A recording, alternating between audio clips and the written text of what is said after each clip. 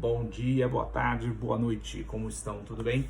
Não sei o horário em que você está assistindo esse vídeo, mas seja muito bem-vindo aqui ao canal da Diálise Pro. Bom, eu fiz uma enquete aqui em cima, né, na data de ontem, sobre quais eram as medicações que eram consideradas medicamentos nefrotóxicos, né? E a maior parte das respostas que obtivemos com essa enquete foi justamente observando o paciente que faz uso de AINE, né, que é o anti-inflamatório não esteroidal.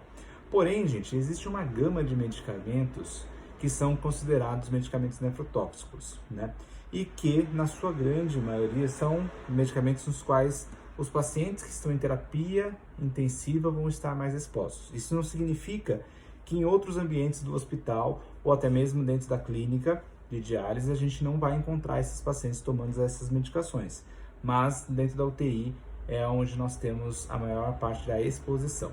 Então, só para a gente poder classificar aqui, nós temos algumas classes de medicamentos que podem ser considerados medicamentos nefrotóxicos. Então, nós temos antibióticos, nós temos analgésicos, nós temos minerais, né, metais de uma forma geral.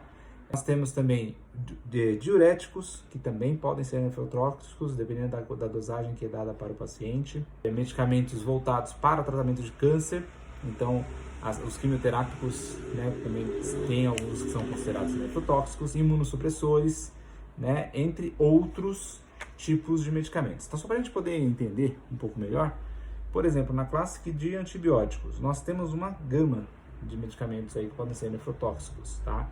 Por isso, nós temos que ter muito cuidado na administração dessas medicações e tem que ser muito criterioso. Então, tem que ser muito bem discutido junto com a equipe da UTI, com o nefrologista, se esse medicamento deve ser indicado para o paciente nefrológico e como, né, qual a dosagem, como ser administrado, até conversar com o farmacêutico, porque todas as medicações existe uma regra para ser administrada, não pode ser administrada de qualquer forma, porque isso pode diminuir o risco ou aumentar o risco desse paciente ter ou não uma complicação da insuficiência renal desse paciente na UTI, né? Então, só para a gente poder ter uma ideia. Na linha dos antibióticos, nós temos aí os aminoglicosídeos, né? Então, a gente tem a amicacina, gentamicina, que são medicamentos que são nefrotóxicas na sua grande parte das administrações. As cefalosporinas também podem ser nefrotóxicas. Penicilinas, tetaciclinas, sulfonamidas, polimixina B. Polimixina B é muito comum, né, de ser prescrito dentro da UTI. Por erros de administração, você pode induzir o paciente a uma insuficiência renal, até mesmo se ele ainda não tem esse risco alto, né? Mitofurantoína, anfotericina B, que também é outra medicação, né, voltada para antibióticos que tem esse risco, né?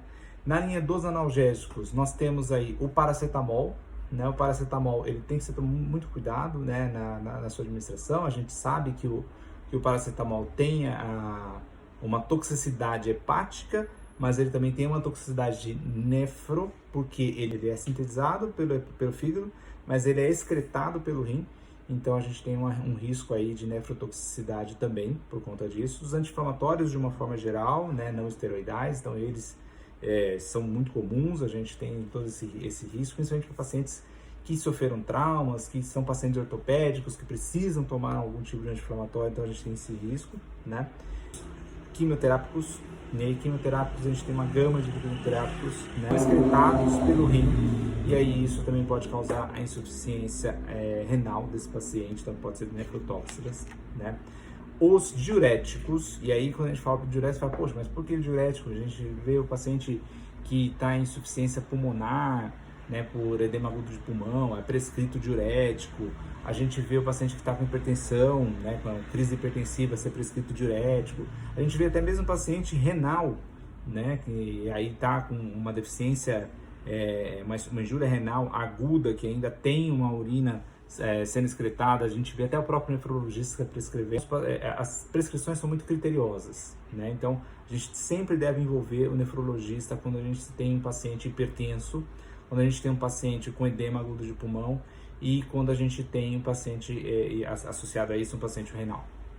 Tá? Porque o uso de forma indiscriminada de doses muito altas de diurético pode levar esse paciente aí a ter uma insuficiência aguda, né, uma injúria renal aguda, piorar o quadro clínico desse paciente ter necessidade de diálise. A furosemida, os tiazídicos, os trianterenos, amiloridas, acetozalamidas, são todos medicamentos que são necessário ter um critério na sua prescrição, dosagem adequada e envolvimento da equipe médica e de enfermagem na hora do seu preparo, prescrição e a administração do paciente.